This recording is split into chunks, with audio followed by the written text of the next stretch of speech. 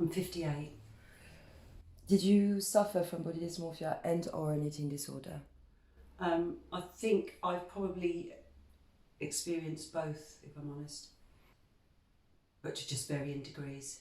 So probably at some time I think that I've probably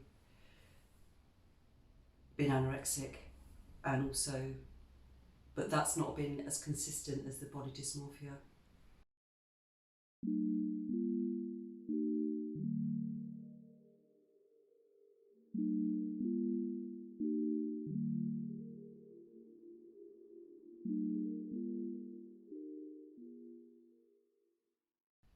Do you still suffer now from body dysmorphia? Yeah, I suppose I do. Yeah, if I'm honest, I do. Yeah, it's there, but I think I manage it much better than I used to. Yeah, it's better now that you're older. Yeah, definitely. How do you think it started? I think it goes back to a long way, obviously, for me, probably to childhood, and not feeling that my body fitted in with what other people's perceptions of what I should look like. And that was probably exasperated as I went into teenagedom. Do you think there was a direct link between body dysmorphia and anorexia? Yeah, definitely. Yeah, for me it was. Yeah. How did it affect your day-to-day life? Well, I think it's been like up until probably the last year or two, it's probably been a constant. So it's every day thinking I'm either really big and seeing myself as big, or that I need to lose weight because of those feelings about my own body. And then even when I've been underweight, still thinking that I'm big. And what does it do to your day-to-day life, like small things that you find maybe difficult to do or that you stop doing because of that? Well, obviously, for me, it's about controlling what I eat. That's been with me probably the whole of my adult life. And then not wearing certain clothes because I think I won't get in them. And if I do put them on, I'm not going to feel comfortable, or I'm going to look big in them. And then I suppose, yeah, that's a confidence thing, isn't it? That undermines, well, it's undermined my confidence in terms of just being comfortable wearing or being the person that I want to be.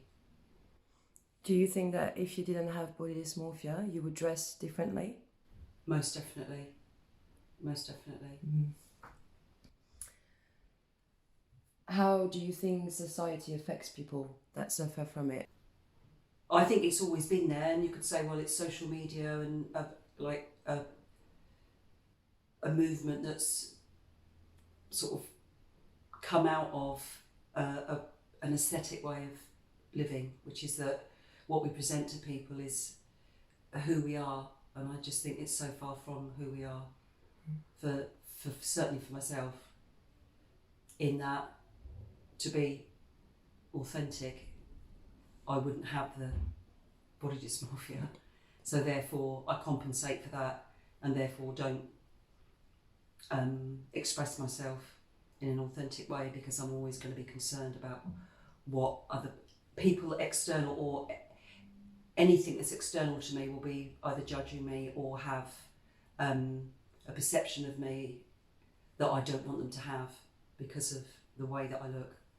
So it's a really massive influence, and I don't think it's a modern thing. I think it's, for me, it's always been there, that there's going to be somebody or something external to me that will have a judgment about the person that I am based on my appearance. When did you start putting a word, body dysmorphia, on the way you were feeling? Probably only the last year or two. Yeah, that feeling of there is something about this that is not innately a part of my character. It's something existential to it, that I don't feel that way necessarily about my body, but there's this I suppose, this assumption that I have to appear a certain way in order to exist, almost. So, yeah. Do you think it would have been easier when you were a teenager if you knew what it was? It would have been great as a teenager to have an understanding of that condition. Of course, yeah, because then you can apply it in terms of the management of your feelings around it.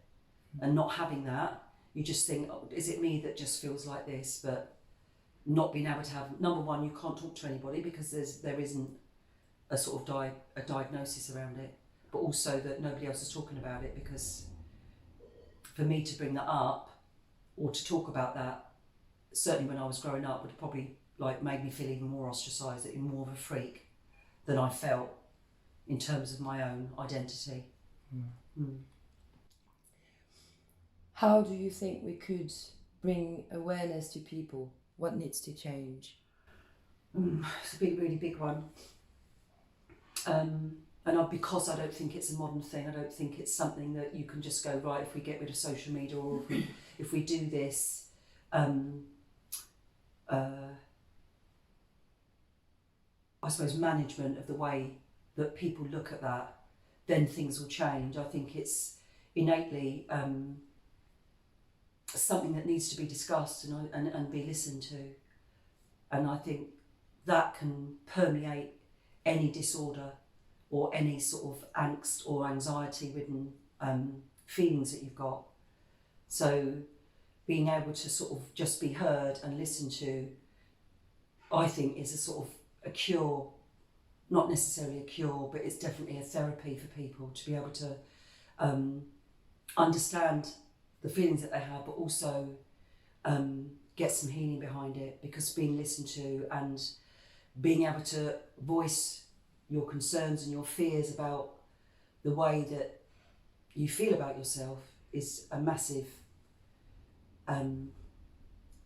sort of a support to the way that you feel, and a massive sort of acknowledgement that those feelings are there. So I think it's about talking, and I think it's about women being honest with each other about their true feelings, about how they feel about each other, and not being scared to express that, or feeling that they can and being supported through that. So do you have any advice for those suffering from it now? I think it's about verbalising to people that you know are not going to be, that are going to be open to that dialogue. I think that's the main thing, because I think it, whether that's an organisation or a support group, or members of your family or friends that you have, it's about being able to verbalise how you're feeling. Do you think body dysmorphia or eating disorders are portrayed truthfully in films or series? I can't say that I've watched too much media sort of representation of that, but I have seen a couple of films, and there was a few things that I suppose that didn't sit well with me.